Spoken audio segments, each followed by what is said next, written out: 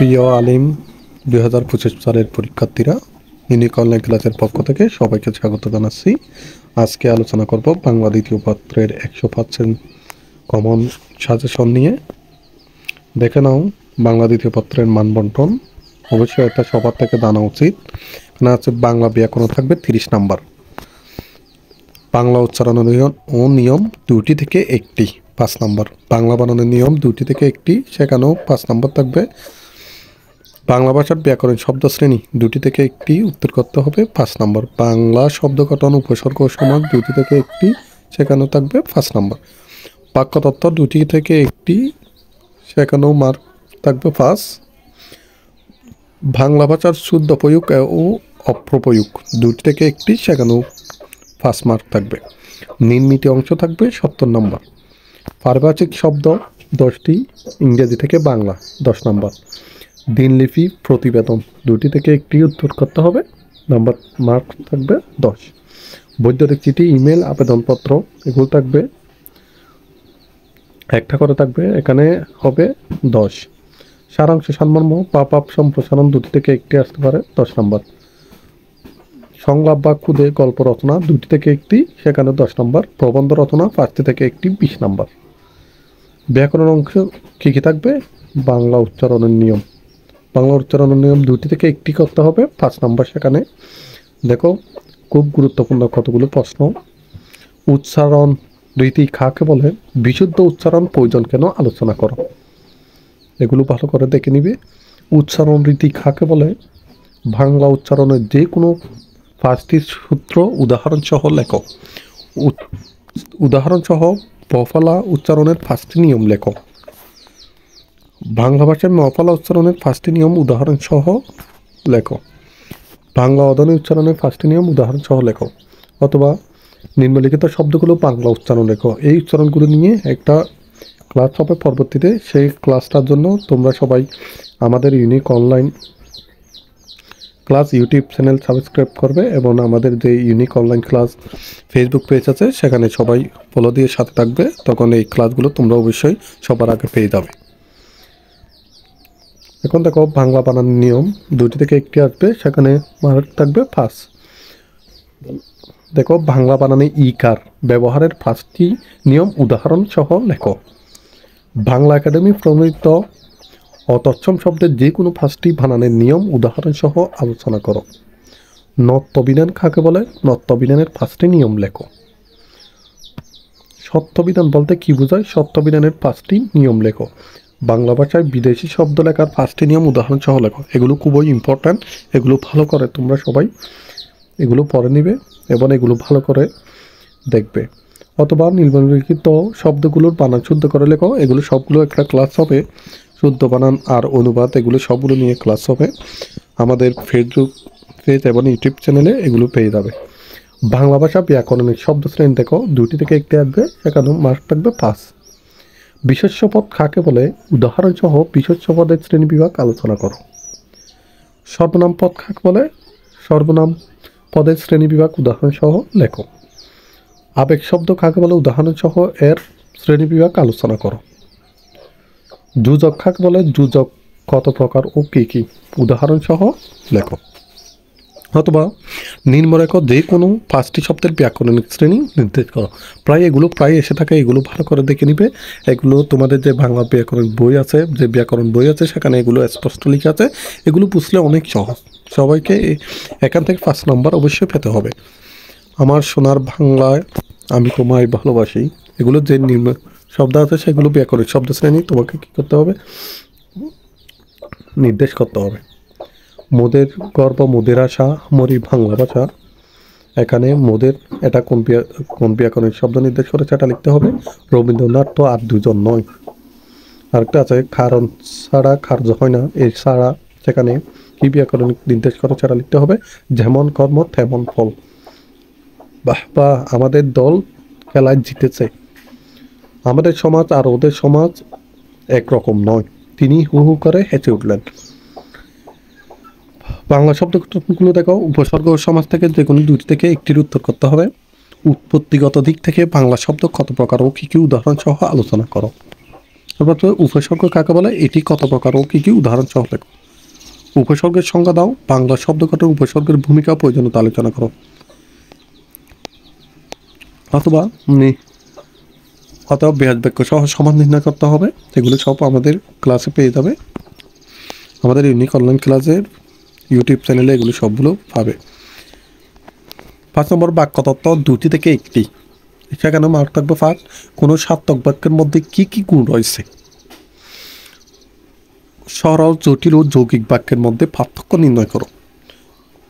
অর্থানুসারে বাংলা বাক্য কয় ভাগে ভাগ করা যায়, এটা অবশ্যই খুব ইম্পর্ট্যান্ট, এটা ভালো করে দেখে নিবে। বাক্য কত প্রকার ও কী কী সংজ্ঞা সহ কয়েকটির উদাহরণ দাও, এটাও খুবই দরকারি।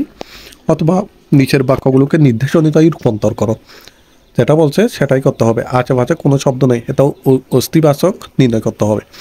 আইন মেনে চলা কর্তব্য, এটা অনুজ্ঞ সূচক বাক্য করতে হবে। হোম তার অর্থ বুঝিল না, যেটাকে অস্তিবাচকে রূপান্তর করতে হবে। মানুষ মরণশীল, নেতিবাচকে রূপান্তর করতে হবে। আমার পিতা এককালে গরিব ছিলেন, এটা নেতিবাচকে রূপান্তর করতে হবে।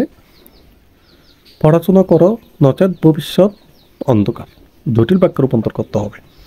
আমি আশা সারিতে পারিলাম না, ইতিবাচক রূপান্তর করতে হবে। তারপর আছে সরস্বতী বর দেবেন না, প্রশ্নবোধক বাক্যে রূপান্তর করতে হবে। দয়া করে সব খুলে বলুন, যেটাকে যৌগিক বাক্যে রূপান্তর করতে হবে। মানুষটা সমস্ত রাত খেতে পারে না, প্রশ্নবাচক বাক্য। এখন খাঁটি জিনিস সহলভ্য নয়, অস্তিবাচকে রূপান্তর করতে হবে। সর্বোচ্চ নম্বরটা দেখে নাও, বাংলা ভাষার শুদ্ধ প্রয়োগ ও অপ্রপ্রয়োগ 2টি থেকে 1টি। শুদ্ধ করে লেখো, সকল বালিকাগণ বাগানে গেল। এগুলি সবগুলো আমাদের ইউটিউব চ্যানেলে পেয়ে যাবে, এবং এগুলোর উত্তর সহ যদি পেতে চাও আমাদের হোয়াটসঅ্যাপ প্রাইভেট গ্রুপে যুক্ত হও। সেখানে অবশ্যই 100% কমন উপযোগী সাজেশন দেওয়া হবে। আমাদের 2টা গ্রুপ আছে, একটা প্রি এইচএসসি এবং আলিম গ্রুপ, যেখানে খুবই প্রস্তুতিমূলক ক্লাস হয়, আর একটা হলো খুবই দরকারি ইম্পর্ট্যান্ট, যেটা 100% কমন সাজেশন দেওয়া হয়। এখানে এড পে দিয়ে তোমাকে এড হতে হবে।